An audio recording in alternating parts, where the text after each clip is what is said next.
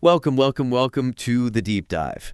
This is where we take a whole stack of sources, articles, research, our own notes, and really boil them down. We try to pull out the most important insights to help you navigate some pretty complex global topics, hopefully with a bit more clarity. And today, wow, we're really embarking on a journey. We're looking to the very heart of what it means for a nation to truly stand on its own feet in the 21st century. We're talking about the evolving concept of African sovereignty. So here's the big question we're asking today. In a world that's supposedly, post-colonial, why is it that Africa, a continent absolutely brimming with natural resources, we're talking gold, diamonds, oil, rare earths, incredible fertile land, why does it still grapple with such persistent widespread poverty? Our sources for this deep dive, they really suggest the answer lies in this lingering shadow of colonialism, something that, maybe never truly lifted and continues to shape its destiny. It's this fundamental tension, that seems to underpin so much of what we're seeing across the continent right now. We'll be exploring the rise of figures like Captain Ibrahim Traoré of Burkina Faso. He's quickly become the symbol of a new, really assertive push for sovereignty, a leader who's genuinely attempting to reimagine his nation's independence, like from the ground up. Then we're going to pivot a bit. We'll look at the systemic, almost cyclical challenges of corruption, particularly through the lens of Nigeria, corruption that, actively undermines genuine self-determination and the rule of law. And what really caught our attention, honestly, were some incredibly innovative, really bold proposals. Ideas about how digital tools might actually tackle these deep-seated issues head-on, offering maybe an entirely new path forward. So our mission here in this deep dive is to pull out the most important nuggets of knowledge, the key insights from all this material we've gathered. We want to help you understand what's truly at stake and maybe shed light on some of the unexpected solutions emerging from within Africa itself. Yeah, and what's truly fascinating here, I think, is this fundamental idea that sovereignty isn't just, symbolic for African nations. As our sources really emphasize, it's profoundly existential. It goes way beyond just raising a flag or drawing lines on a map. It's about a nation's absolute right to own its land, to control its own vast mineral wealth, to actually craft its own policies without someone else dictating terms, and ultimately to shape its own future politically, economically, culturally. Historically, the inability to fully exercise this kind of comprehensive sovereignty, well, it's been a direct and persistent roadblock to Africa's development, despite, as you said, its incredible resource endowment. That's why this whole conversation around sovereignty isn't just academic anymore. It's really about a continent fighting for its future. And to really get our heads around the scale of this, our deep dive is going to take a pretty structured approach.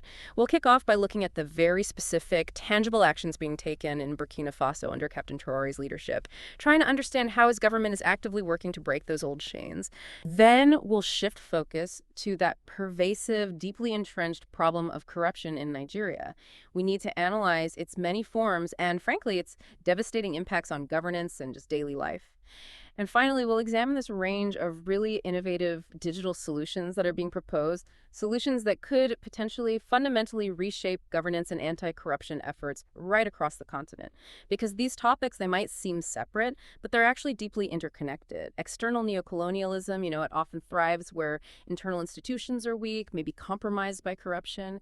So the emergence of new technologies, especially when coupled with genuine political will, well, that offers a potential path toward achieving truly holistic self-determination for African nations. It's a complex picture, definitely, and we're going to try and help you see the patterns. Okay, so we've talked about the idea of sovereignty, but what does this actually look like in practice? Especially when embodied by a leader who has, truly captured the world's attention, Captain Ibrahim Traoré.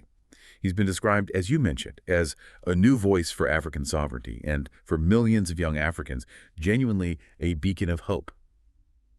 And it's not hard to see why his story has resonated so widely, really.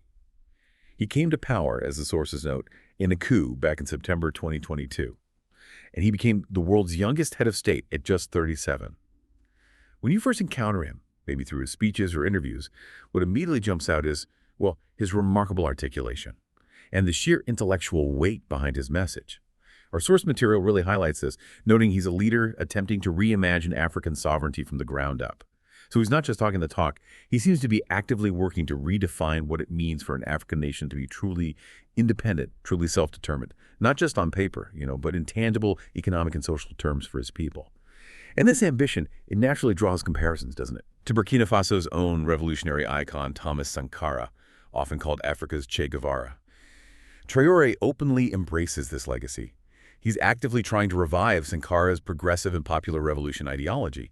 And this isn't just like a nostalgic nod to the past. It feels like a strategic embrace of a vision focused squarely on national self-reliance, staunch anti-imperialism, and genuine popular empowerment, all aimed ultimately at lifting his country out of poverty and, crucially, out of external control. And zooming out a bit, the broader implication here, at least as presented by our sources, is that colonialism, in many respects, well, it never truly ended. It just evolved, right? And maybe shed the obvious uniforms, the direct administration, but it continues to exert influence, often in more subtle, insidious ways. Today, as one source puts it, it wears the mask of multinational corporations, exploitative trade deals, and foreign intelligence meddling.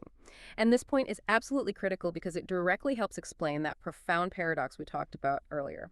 Africa has immense natural wealth, gold, diamonds, oil, rare earths, incredible farmland. Yet despite this inherent richness, the continent largely remains economically poor. This persistent poverty, the sources argue, is directly linked to that enduring lack of genuine sovereignty, the inability of African nations to fully control and truly benefit from their own resources to dictate their own paths forward. Understanding this historical context is just essential, I think, for grasping the urgency and the deep significance of leaders like Traoré who are actively trying to challenge the status quo. Right. And Traoré isn't just about the powerful speeches. His administration seems to have moved with remarkable speed, incredible focus, to implement really concrete initiatives, all aimed at achieving that self-reliance. It seems to be about tangible results. So first, maybe let's look at infrastructure development. That's foundational for any nation's growth, isn't it? Yeah. The Ouagadougou-Donson Airport, for example, that's a massive project scheduled for completion in 2025. And it's not just a shiny new building. It's designed to handle 1 million passengers annually. That's a significant leap for regional connectivity, a potential massive boost to their economy, more trade, more tourism. Beyond just air travel, the focus is also on ground transport. His administration has rapidly accelerated road development, building and upgrading hundreds of kilometers, over 995 kilometers already done, apparently, which is significantly improving connectivity for over 500,000 people, often in areas that were previously quite underserved, especially rural areas. And they have this audacious goal, the sources mentioned, of building 5,000 kilometers of roads annually. That clearly shows they're prioritizing internal integration and market access. And looking ahead, there are plans to renovate the crucial Abidjan-Ouagadougou Railway. That's a key trade corridor, making it easier, cheaper to move goods and people across the region. Again, integrating the national economy. Then there's agricultural industrialization. That's fundamental, right? For food security, for economic diversification away from just exporting raw stuff. Traoré's government has overseen the establishment of 2 dedicated tomato processing plants, plus a locally funded tomato factory. This isn't just about creating jobs, although that's part of it. It feels like a fundamental shift. Instead of just exporting raw tomatoes for someone else to process, Burkina Faso is now, canning its own future, adding that value internally. That means more income stays in the country, more local jobs are created in processing, and it supports developing a robust domestic agro-industry. Additionally, there's a new National Support Center for Artisanal Cotton Processing. Again, emphasizing the goal to reduce raw cotton exports and really push for greater food self-sufficiency, making sure the country can feed its own people using its own resources, its own expertise. And finally, there's this significant push in energy and power expansion.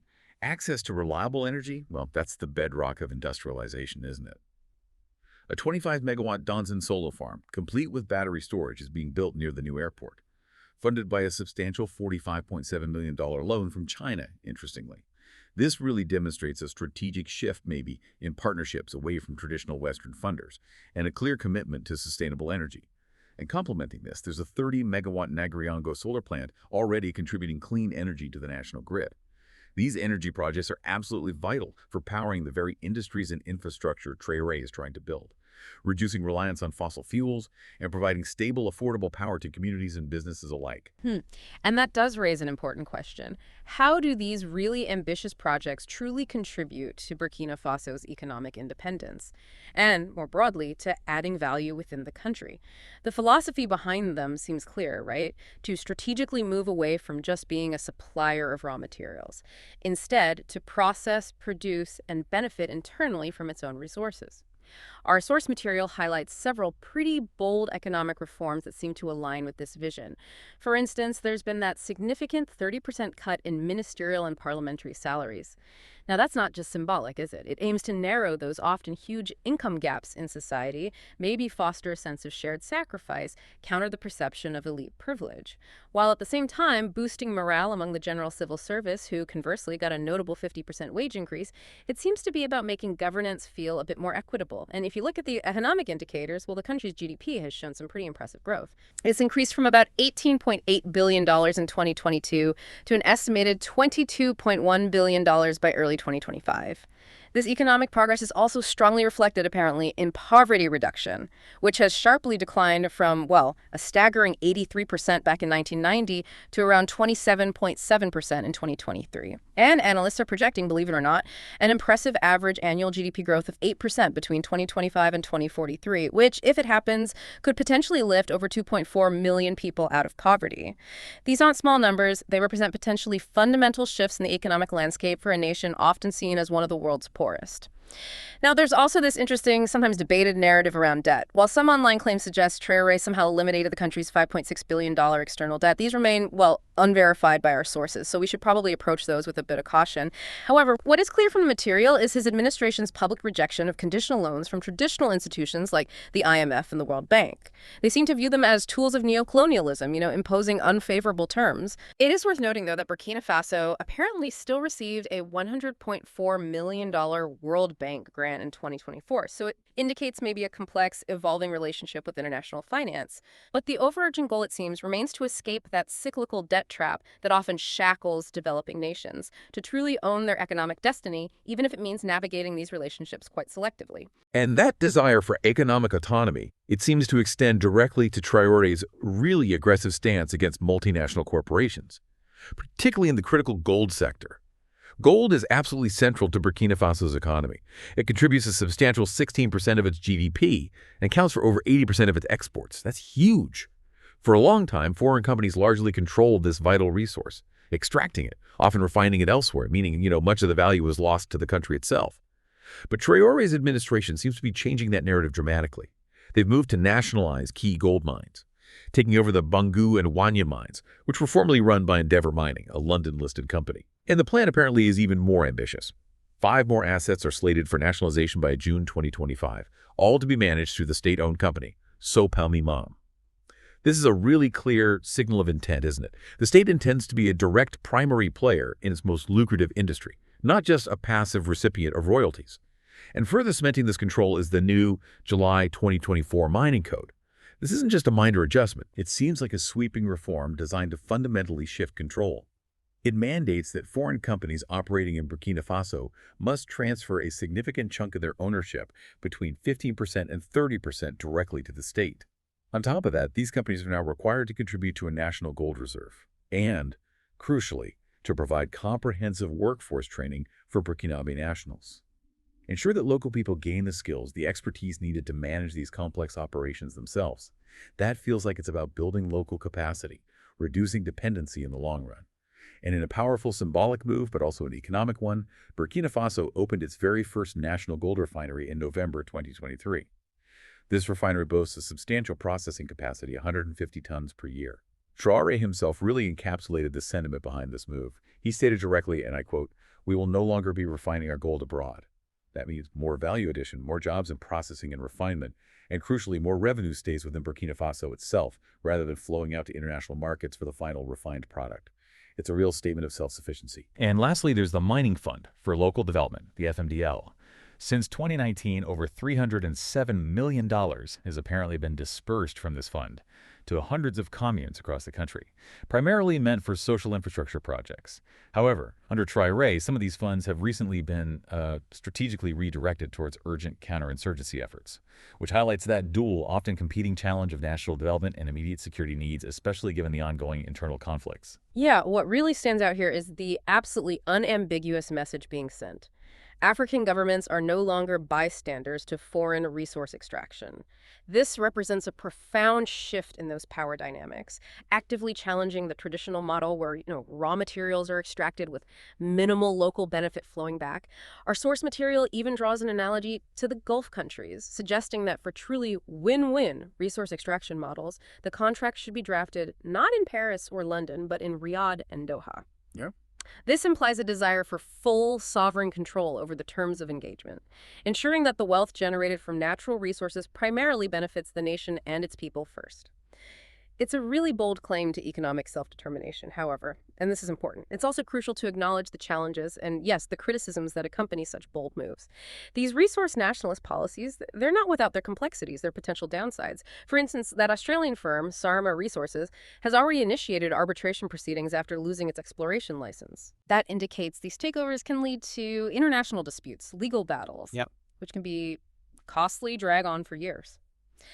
There are also inherent concerns, based on historical precedents in some countries about potential inefficiencies, maybe even new forms of corruption within state-run enterprises. Nationalized industries haven't always achieved optimal outcomes, historically speaking. Furthermore, it's been observed that while Western firms seem to face increased scrutiny under this new regime, companies like Russia's Nordgold appear to be receiving, well, preferential treatment. This naturally raises questions about whether the shift is towards genuinely equitable partnerships for Burkina Faso, or is it simply a realignment of external influence, maybe exchanging one dominant partner for another. These are all really critical considerations to watch closely as these policies continue to unfold. And beyond just the domestic reforms, Traoré has orchestrated some pretty striking strategic realignments too, particularly concerning Burkina Faso's historical ties and its new international partnerships. One of the most significant moves has surely been his aggressive anti-colonial break from France. In early 2023, his administration took decisive action. They expelled French troops, suspended both French aid and French media presence in the country, effectively ending decades of military cooperation under Operation Sabre. This wasn't just a policy shift, was it? It felt like a potent symbol of reclaiming national dignity, national autonomy, after years of perceived French paternalism and interference. And in place of these traditional relationships, Traoré has actively pursued new strategic alliances, often with nations, frankly, eager to expand their own influence in Africa. He's forged partnerships with Russia, which responded by reopening its embassy in Burkina Faso.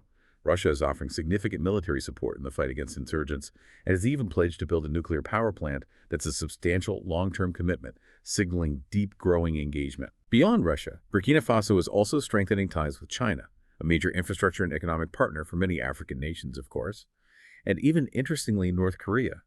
It seems like a clear diversification of its international partners, reducing that historical reliance on Western powers, reflecting perhaps a broader geopolitical shift happening. And on a regional level, Traoré has been instrumental in forming new blocs, signaling a desire for greater African-led integration. In 2024, Burkina Faso, along with neighboring Mali and Niger, officially withdrew from the regional ECOWAS bloc. They cited its perceived subservience to foreign powers and its failure, in their view, to adequately address regional security challenges. And in its place, they formed the Alliance of Sahel States, or AES. This new regional grouping is focused intensely on joint anti-terrorism efforts, economic coordination, and it boasts some really ambitious plans. Things like a Sahel-wide investment bank, a regional court, a shared passport, a biometric ID system, even common telecommunication protocols. This feels like a clear move towards deeper regional integration and self-reliance, charting a course independent of existing, often Western-aligned regional bodies, aiming for a truly Pan-African future, at least in the Sahel region. Right. And to put this in context, the impact of what you might call the Traoré effect, well, it extends far beyond Burkina Faso's borders. His message of anti-imperialism, national sovereignty, youth empowerment, it genuinely seems to resonate, inspiring what one source calls a new generation across Africa. And this isn't just happening through traditional diplomacy. It's significantly fueled by what our sources refer to as digital populism. Traoré's image is, well, carefully curated on social media, leveraging AI-generated videos, memes, things that portray him in a powerful light, sometimes even hyperbolically, as Africa's messiah. His followers, they span across countries like Kenya, Tanzania, even the vast African diaspora. They enthusiastically echo his slogans of resource nationalism, his calls for continental unity. This digital presence really amplifies his influence and helps consolidate this narrative of defiance, of self-determination against perceived neocolonialism. However, and again, it's crucial to temper this optimism, we have to acknowledge the criticisms and the significant challenges that absolutely persist. Despite his charismatic appeal, despite the ambitious reforms, Burkina Faso remains plagued by persistent, brutal jihadist violence. Our sources indicate that nearly 40% of the country is still effectively outside state control. And a staggering 20% of schools and health facilities have been disrupted by the conflict. The human cost is immense. Over 17,000 insurgent deaths reported since this takeover. There are also growing concerns, the sources mention, about online censorship and the potential for authoritarianism. That digital adoration might, in some cases, mask the fragility of institutions or be used to suppress dissent. Furthermore, a critical symbol of ongoing economic dependence is the CFA franc, that regional currency which is still remarkably linked to the French treasury. While the Alliance of Sahel states has expressed interest in creating a regional currency, this lingering connection really highlights the complex, difficult path to true economic sovereignty. So it's a revolution in progress, certainly, but one that's fraught with significant risks and requires a delicate balance between achieving security and upholding democratic principles. Okay, so we've explored how leaders like Captain Traoré are pushing back against those external forces, the ones hindering African sovereignty. But sovereignty isn't just an outward fight, is it? It's also a battle against internal threats. And for Nigeria, a country with just immense potential, that battle is often against pervasive corruption, which our sources describe vividly as systemic and cyclical. It's a really deep-seated issue that seems to touch almost every aspect of public and private life there. And this truly brings the scale of the problem into sharp focus. Nigeria has lost, get this, a staggering figure of over $400 billion to corruption since gaining independence in 1960. Just try to imagine the schools that could have been built, the hospitals equipped, the entire infrastructure transformed multiple times over with that kind of staggering sum. It really puts the scale of this challenge into perspective. It's clearly not just isolated incidents. It seems woven into the very fabric of the system, acting as this massive drain on the nation's potential. You're absolutely right. The sheer scale of corruption in Nigeria is vast, making it perhaps the critical obstacle to true sovereignty and national development. Let's maybe break down the types and their profound impact on society, as detailed in our sources. First, you have political corruption. This often starts right at the very top and just permeates downwards. We see rampant election rigging, things like vote buying, intimidation tactics, outright ballot stuffing, which fundamentally undermines the democratic process, the legitimacy of governance itself. Then there's the massive looting of public funds. Our sources highlight infamous cases like Sani Abacha, who's estimated to have looted somewhere between $2 and $5 billion during his time, much of which has been the subject of decades-long international recovery efforts, by the way. More recently, Dizani El-Samaduek, a former petroleum minister, stands accused of embezzling over $2 billion. And beyond just direct theft, there's the phenomenon of godfatherism, where powerful political figures essentially install candidates into office, not based on merit, but in exchange for unwavering loyalty and, crucially, substantial financial kickbacks later. This creates this deeply entrenched patronage network that prioritizes personal gain over public service, effectively turning governance into a kind of personal enterprise for some. Next up is bureaucratic and civil service corruption, and this impacts everyday citizens very directly. Bribes are routinely demanded for basic services, getting a passport, securing business permits, even just filing a police report sometimes. It's become so normalized that, in some cases, people actually budget for these unofficial payments, sometimes referred to euphemistically with terms like "Ghana must go bags of cash." The problem is made worse by ghost workers, literally thousands of non-existent individuals kept on government payrolls with their salaries being siphoned off by corrupt officials. Furthermore, public infrastructure contracts are routinely inflated, sometimes by huge margins, and often abandoned entirely, leaving essential projects like roads, schools, hospitals unfinished, and vast sums of public funds just wasted. Police and military corruption is another really serious dimension. It erodes public trust and, frankly, national security. Police extortion, especially at checkpoints, is so normalized that road users often just budget for these unofficial payments. It perpetuates a sense of impunity. And in the military, massive procurement scandals have diverted billions of dollars, especially during the critical Boko Haram insurgency. Funds meant for equipping and supporting troops fighting terrorism have instead just disappeared into private pockets, directly compromising the nation's ability to protect its citizens and creating a severe morale problem within the forces themselves.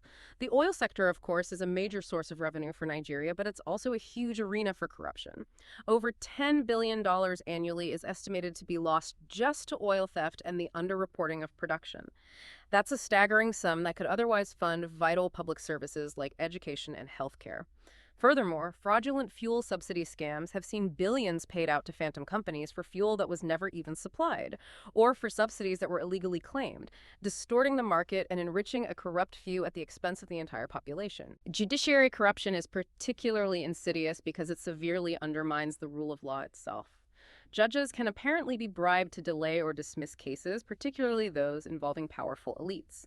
This not only denies justice to victims, but also fosters this culture of impunity where the wealthy and well-connected believe they are effectively above the law, making accountability almost impossible to achieve. If you can't trust the judiciary, the whole system starts to crumble, right?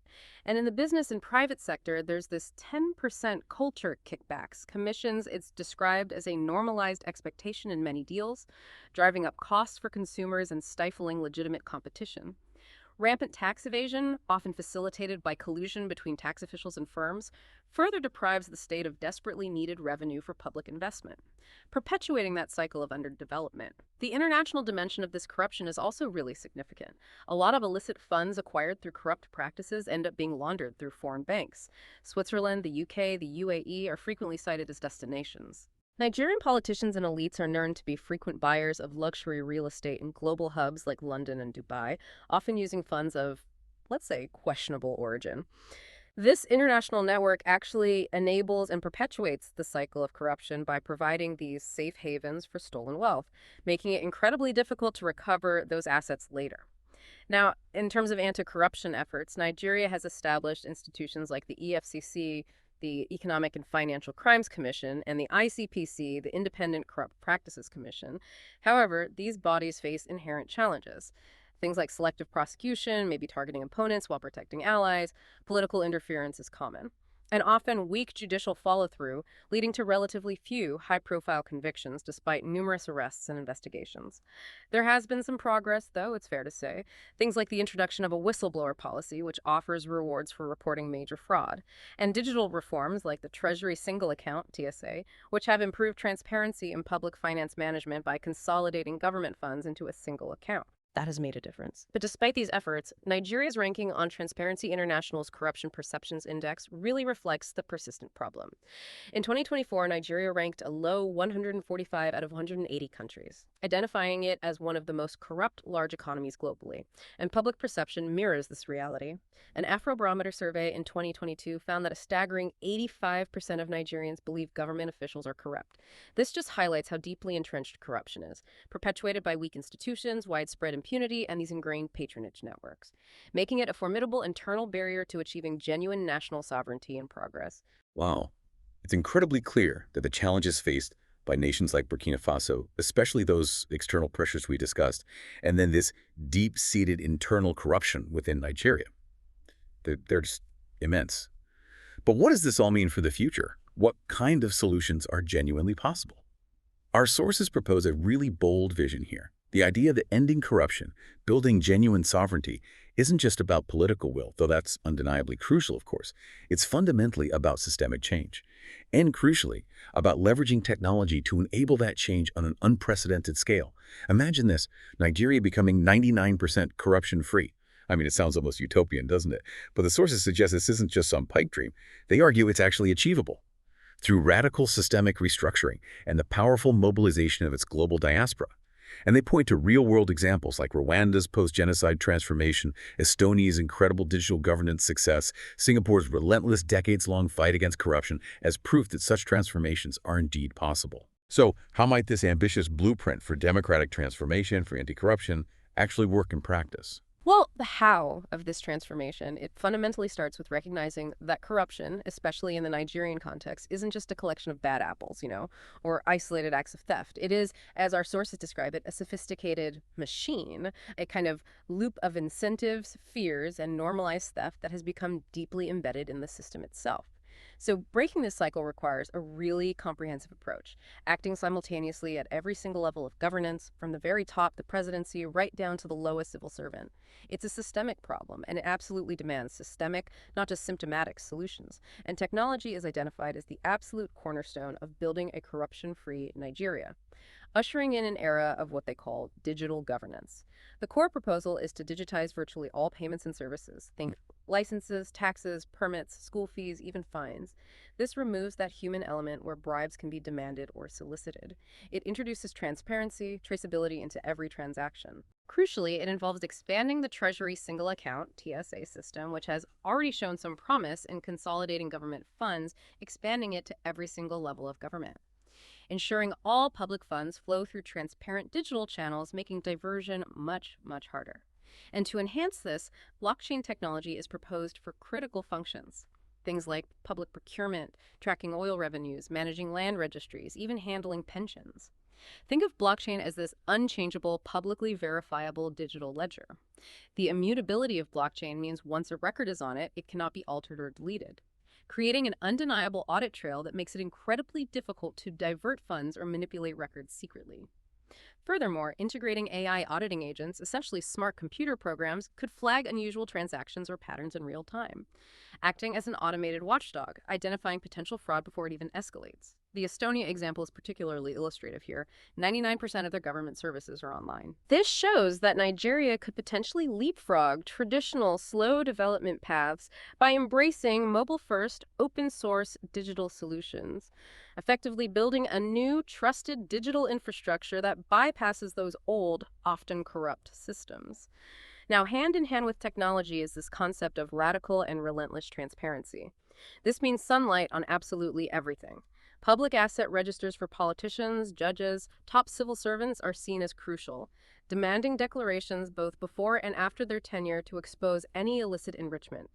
Citizens should have access to live dashboards, allowing them to track every road project, every health budget line item in real time, ensuring accountability from the ground up, empowering communities to monitor their own development directly, and strong whistleblower protection laws are also paramount, providing both legal and financial safeguards for insiders who are brave enough to expose graft, turning them into powerful allies in the fight against corruption. Reforming key institutions from scratch is another vital component. Because the police, the judiciary, the civil service, often seen as the enforcement arms, are currently described in the sources as essentially broken, the blueprint calls for a completely new anti-corruption police force, characterized by high pay, rigorous training, total transparency, to ensure their integrity and their independence from political influence. The judiciary would need to undergo a thorough purging, with every judge subjected to public scrutiny, financial audits, peer review, to eliminate corruption and political bias. And the civil service would be professionalized through merit-based exams and performance-based promotions, effectively eliminating nepotism in political appointments and building a truly professional, dedicated public workforce. To curb the root causes of political corruption, capping political spending and banning godfatherism is seen as essential. Nigeria's politics is described as being almost for sale, which breeds desperation and illicit deals to fund campaigns. The proposal includes hard caps on campaign spending, banning foreign and anonymous donations that often fuel corruption and create undue influence later on. Additionally, maybe state-sponsored airtime for candidates could help level the playing field, significantly reducing the incentive for politicians to steal public funds just to finance their campaigns, thereby shifting the focus, hopefully, from money to actual ideas and policies. The need for constitutional restructuring and decentralization is also highlighted. Too much power concentrated in the federal capital, Abuja, allows local corruption to flourish, maybe because accountability feels distant and diffuse. The call is for true federalism, granting more control and resources to states and local governments, but always paired with strict oversight mechanisms to prevent new local fiefdoms. Decentralizing revenue collection, particularly for taxes and resources, is seen as key, ensuring that local taxes are more directly linked to local benefits, fostering greater citizen engagement and reducing the incentive for siphoning off funds at the federal level. It creates a more direct relationship between paying taxes and seeing services delivered. Now, a truly innovative aspect of this blueprint is mobilizing the Nigerian diaspora. We're talking over 15 million Nigerians living abroad, a vast pool of doctors, coders, engineers, professors, entrepreneurs. Their potential is immense. The blueprint suggests organizing diaspora-led anti-corruption platforms that can help fund, train, and monitor reform projects back home. It also advocates channeling remittances more strategically, maybe into transparent local development banks, rather than just individual cash transfers to relatives, ensuring those funds contribute to collective progress. Furthermore, pushing international bodies to ban foreign real estate purchases by officials who cannot explain the origin of their wealth that would close a major avenue for laundering stolen funds. These diaspora-led institutions could act as powerful external checks on internal power, providing both expertise and financial leverage for reform. The strategy also suggests starting with a corruption-free zone. This is interesting. It would involve selecting one state, or maybe a major city like Lagos, Abuja, or perhaps Akwa Ibom to serve as a pilot program. In this zone, every single service would be digitized, every official rigorously voted, every contract made completely transparent. The idea is to demonstrate rapid, tangible success in one area and then scale it up nationwide. Much like Shenzhen in China, or maybe Kigali in Rwanda, became models for development in the countries. This localized success could then serve as irrefutable proof that Nigeria can be different, inspiring confidence and buy-in for nationwide reform efforts. And finally, the blueprint emphasizes reigniting national morality and youth consciousness. Now, you can't just code culture, right? But you can certainly shape it over time. This involves introducing robust civic education in schools, focusing on integrity, digital literacy, public ethics from a very young age. Creating youth civic corps programs could provide paid opportunities for young Nigerians to actively audit, evaluate, and report on local governance, empowering them to be agents of change and building a new generation committed to accountability. And critically, it involves celebrating honest civil servants as national heroes, shifting the narrative away from corruption being the norm towards integrity being aspirational and actually rewarded. It's also important to note the source's description of Nigeria's current democratic status. Technically, yes, Nigeria holds regular elections. It has a constitution. But it's perhaps best described as an illiberal democracy or maybe a hybrid regime, where elections exist, but they're often seen as rigged, and institutions frequently fail to deliver justice or accountability. For true democracy to thrive, the rule of law must be supreme, where absolutely no one, not even the most powerful figures, is above it. These digital tools, combined with the systemic reforms we've discussed, are designed precisely to transition Nigeria from this hybrid state towards a genuinely democratic and accountable nation, where citizens' voices truly matter and have impact. And the sources actually outline 6 specific transformative digital tools, envisioned as a kind of coherent stack for democratic disruption, potentially built from abroad by the diaspora. Imagine them like this. First, a diaspora assembly platform, maybe called Bridge, a secure, decentralized digital parliament for the diaspora, allowing for verified identity, working groups, real-time deliberation, building structure and legitimacy for movements seeking change from outside. Second, a secure communications app, perhaps WhisperLink, an encrypted, surveillance-resistant tool, maybe using peer-to-peer architecture, self-destructing messages, vital for safe communication between diaspora leaders and activists inside potentially repressive regimes. Information flow is the lifeblood, right? This ensures it without fear of interception. Third, a digital university for democratic leadership, or PuliLearn. Think a MOOC-style hub, massive open online courses, offering practical subjects like constitution writing, nonviolent resistance strategies, digital security. The purpose is to proactively prepare future leaders with the actual skills needed for democratic transition. Fourth, a constitution lab, maybe Cartaforge, an interactive, crowdsourced platform for drafting a future democratic constitution, allowing for clause-by-clause upvoting expert commentary. The idea is to make the constitution truly feel written by the people, fostering widespread ownership and legitimacy from the start. Fifth, a digital treasury, call it Freed Fund, a transparent blockchain-based crowdfunding tool, using smart contracts and public spending reports to finance the movement. This ensures trustworthy, decentralized funding, addressing common concerns about financial accountability and activism. And finally, number 6, a digital electoral shadow government, a GovSim. This is essentially a simulation tool for a government in waiting. With modules for ministry modeling, budget simulations, it's designed to prove that the movement is actually ready to govern effectively right from day one. And as a bonus, maybe a Signal Fire app or Civic Pulse. This would allow anonymous, encrypted reporting of human rights abuses, corruption, straight from within the homeland, keeping global attention focused on critical issues and creating a real-time, verifiable ledger of injustices. The combined power of these tools, the sources argue, is to build a kind of meritocratic political party in exile, ready to transition from protest to legitimate, accountable power when the opportunity arises. Wow, that is an incredibly detailed and frankly ambitious blueprint. It really clearly connects those deep internal challenges, like the corruption we saw in Nigeria, with the overarching goal of achieving genuine sovereignty. So what's the overall takeaway then? When we bring together these threads, Captain Traoré's pursuit of what the sources call a middle-way democracy in Burkina Faso, one focused intensely on building meritocratic political party systems and delivering real results like schools, infrastructure, dignity, When we bring that together with this bold blueprint for a 99% corruption-free Nigeria, which also heavily emphasizes meritocracy and results-oriented governance through technology, what emerges? There's a clear tension here, though, isn't there? Can a nation truly prioritize bold reform, robust institution building, perhaps even through top-down means, or, after a coup, can it prioritize that over traditional elections, at least initially? This was explicitly pondered in the article discussing Traoré's approach. And it feels like a fundamental question for many developing nations seeking rapid transformation, especially when facing such immense challenges. Yeah, a really key question emerges there. What are the inherent risks of such bold top-down reforms, even when they appear well-intentioned, even when they're aimed at national liberation, like in Traoré's case? In his context, given the coup that brought him to power and those concerns we mentioned about growing online censorship, potential authoritarianism, there is always going to be a tension with democratic values, with accountability. While he's clearly pursuing tangible results, trying to build effective institutions, the means by which power was seized and is being maintained, well, they raise legitimate questions about the long-term sustainability of truly inclusive, truly democratic governance. How do you reconcile that rapid progress with democratic principles? It's a huge dilemma. Conversely, those bottom-up tech-enabled solutions proposed for Nigeria, they offer a distinctly different model, don't they? For achieving similar goals of good governance and genuine sovereignty.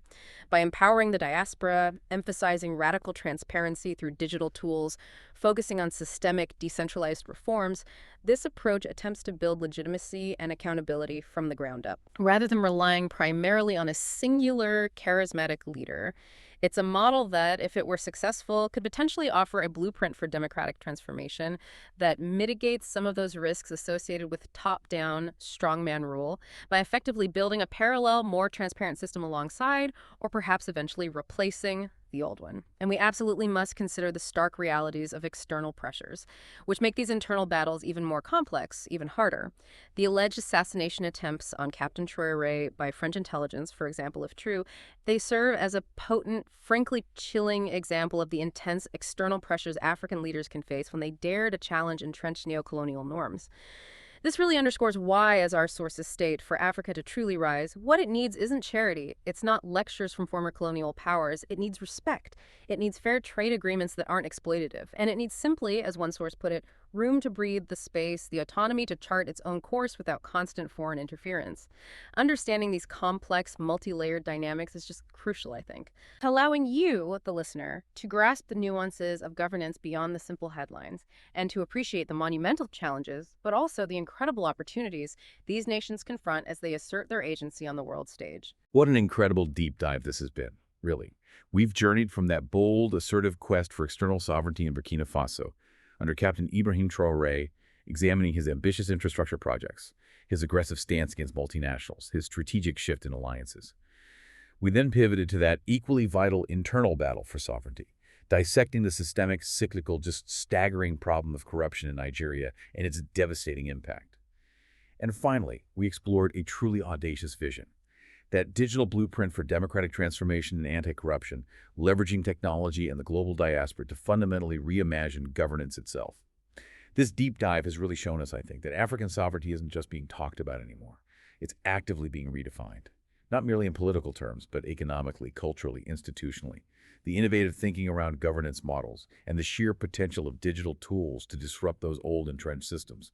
It's genuinely inspiring, offering potential new pathways forward for the continent. So now, as you reflect on everything we've discussed today, what stands out most to you about Africa's evolving path towards self-determination? Well, just to put this in a final, broader global context, the success or failure of assertive leaders like Captain Traoré, and the ultimate outcome of this profound, difficult fight against corruption in nations like Nigeria, this won't just determine their own domestic future. Far more broadly, I believe these struggles, these transformations, will significantly shape the global geopolitical landscape as Africa increasingly and rightly asserts its agency on the world stage.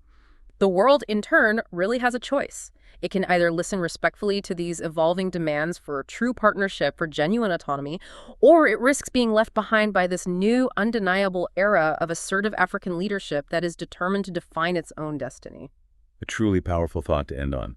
Thank you for that fascinating exploration today, and thank you for joining us on the Deep Dive. We'll see you next time.